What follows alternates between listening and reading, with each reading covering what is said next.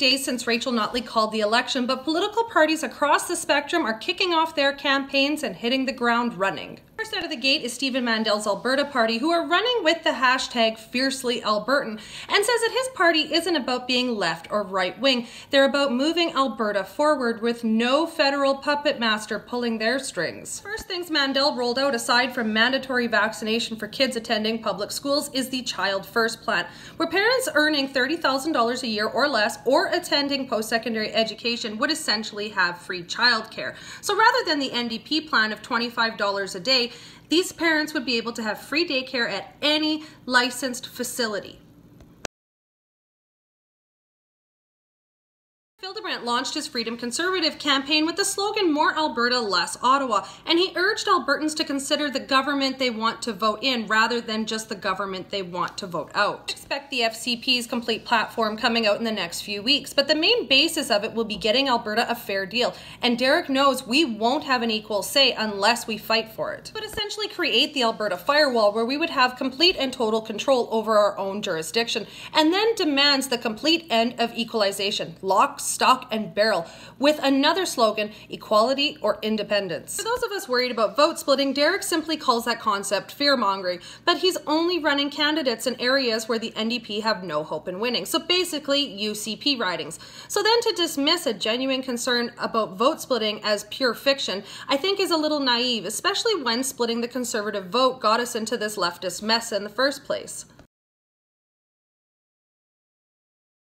Of all the political parties in Alberta, none have hit the ground running harder than Jason Kenney's United Conservatives. Their first order of business would be to repeal the carbon tax, lower corporate taxes, eliminate red tape, and fight for our energy sector. The NDP can argue that scrapping the carbon tax and lowering corporate taxes means less money for government coffers, but economists know that if you lower the cost for businesses, you get more people working.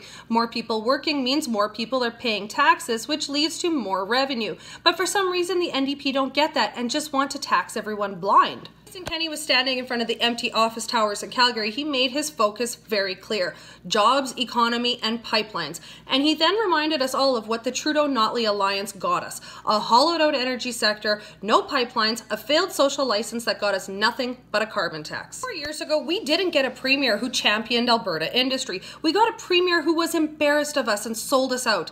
Kenney is prepared to file a constitutional challenge over Bill C-69 and promised that if we don't have a pipeline and a full repeal of that bill, he will hold a referendum and end the unfair equalization system. And he's drawing a hard line on provinces that directly benefit from our hard-earned dollars and then turn around and try to kill our energy industry. When it comes to the trade war with BC in particular, Kenney said if BC is going to continue its trade war with Alberta, we'll finish it, meaning he'll shut the taps off, plain and simple. Last but not least, Rachel Notley was in Red Deer, where she had her eye-rolling slogan, "Good jobs, good hospitals, good schools, and honest government." And then she went and rambled on with her Jason Kenney smear campaign, saying that he is selling snake oil and that his whole strategy is based off of magical thinking. Real issue with the NDP's campaign slogan and her suddenly being a champion for our energy sector, especially when we currently have one of the highest unemployment rates in the country. However, she's vowed to spend $7 billion more for petrochemicals and upgraders. She'll also announce that she will not stop fighting for the Trans Mountain Pipeline until it's done.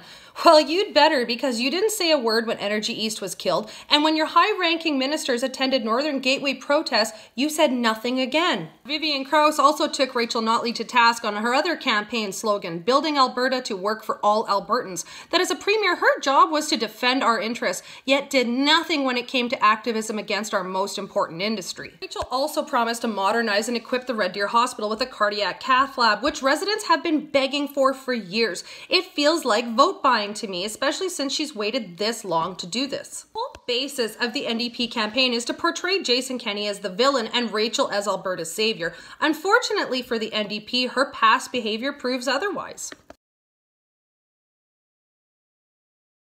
But let's be honest here, the NDP have never been a good fit for Alberta. They've been embarrassed of our energy industry. They've cuddled up to Justin Trudeau and done even more damage to our oil and gas sector. They've scared billions of investment away from Alberta and genuinely made life harder for Albertans.